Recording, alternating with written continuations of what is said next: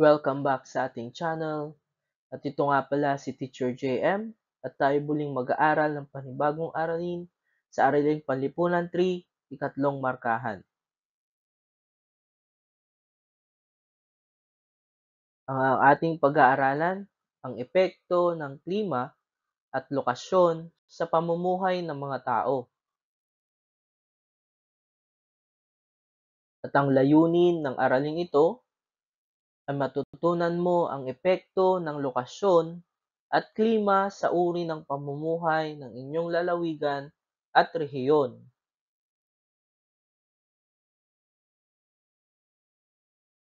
Ang lokasyon at klima ay malaki ang kinalaman sa pamumuhay ng mga tao. Ang mga ito ay may impluwensya sa mga sumusunod, sa produkto, uri ng pananim, pagluluto ng pagkain, pananamit, uri ng bahay, at pagpili ng mga tao ng kanilang trabaho.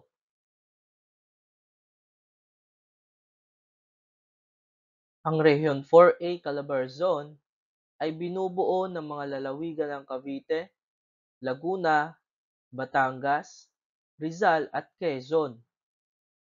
Ang rehiyon ay may dalawang tiyak na panahon, ang tag-ulan at tag-init. Habang ang Rizal at Laguna ay nakakaranas ng ikatlong uri ng klima. Ito ay hindi tiyak na panahon.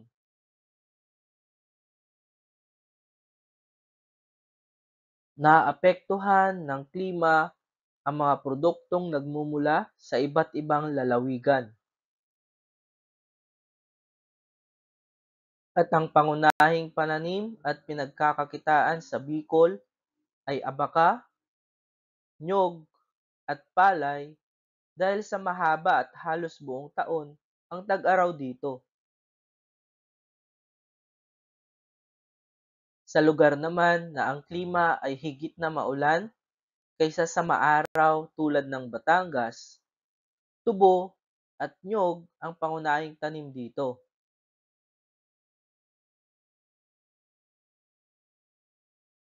Nakakaimpluwensya din ang pisikal na kapaligiran ng lugar sa uri ng pamumuhay ng mga naninirahan dito.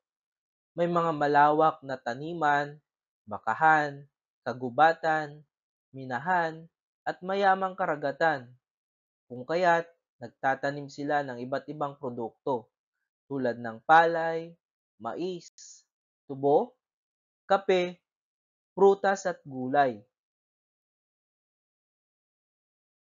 Sa Quezon ay nangunguna ang produksyon ng palay at nyog.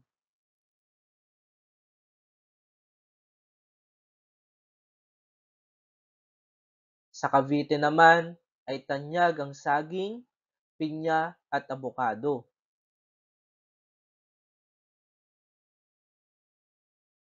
Ang palay naman ay inaani sa Batangas at Laguna. Kilala ang bayan ng Paete, Liuliw at Nagklaran sa matatamis na lansones.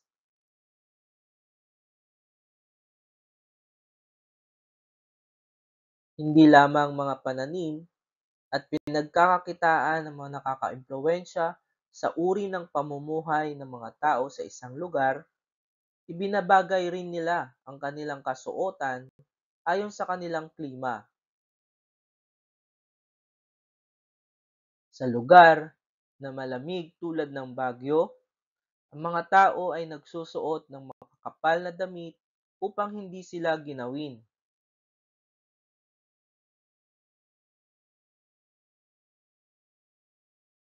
Manipis at maluluwag naman sa katawan ang kasuotan ng mga nasa mainit na lugar tulad ng Isabela at Tugigaraw.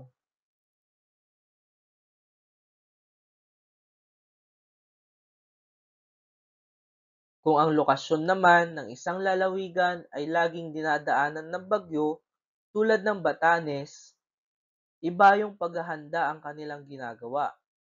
Bukod dito, ang kanilang bahay ay karaniwang mababa at yari sa bato at kugon.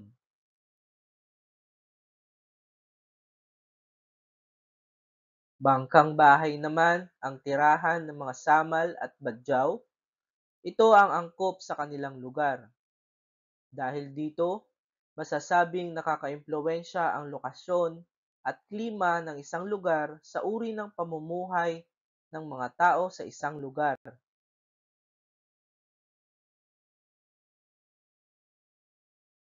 Paano naman nakakaapekto ang lokasyon at klima sa pamumuhay ng mga tao sa isang lugar?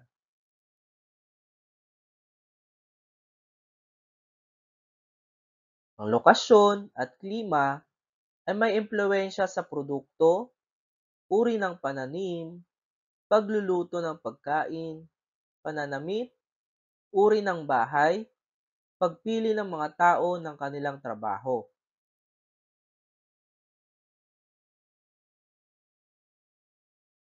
Dumako naman tayo sa pagsasanay. Ating sagutin ang ilang katanungan.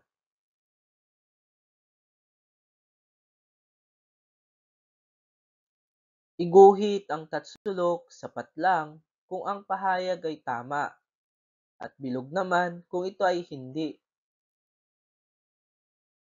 Number 1, ang lokasyon at klima sa isang lugar ay malaki ang kinalaman sa pamumuhay ng mga tao.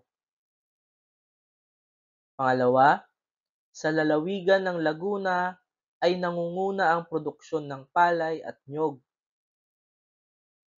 Ang ikatlo, nakakaepekto sa uri ng produkto ng sa isang lugar ang uri ng kapaligiran nito. Pang-apat, kung taglamig ang mga tao ay nagsusuot ng makakapal na damit upang hindi sila ginawin. Panglima, sa mga lugar na higit na maulan kaysa sa maaraw, abaka, nyog at palay ang angkop sa kanilang klima.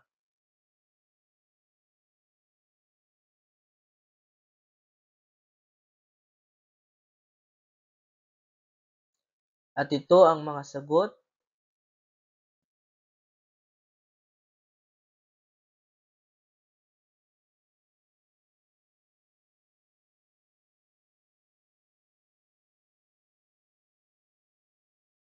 At yan ang epekto ng klima at lokasyon sa pamumuhay ng mga tao. Sana marami kayong natutunan sa araling ito. Hanggang sa muli, paalam. Maraming salamat sa inyong panonood at sana mag-subscribe kayo sa ating YouTube channel, like, comment, and share. Huwag din kakalimutan pindutin ang notification bell para updated kayo sa aming videos. Muli, ito si Teacher JM. Hanggang sa muli, salamat!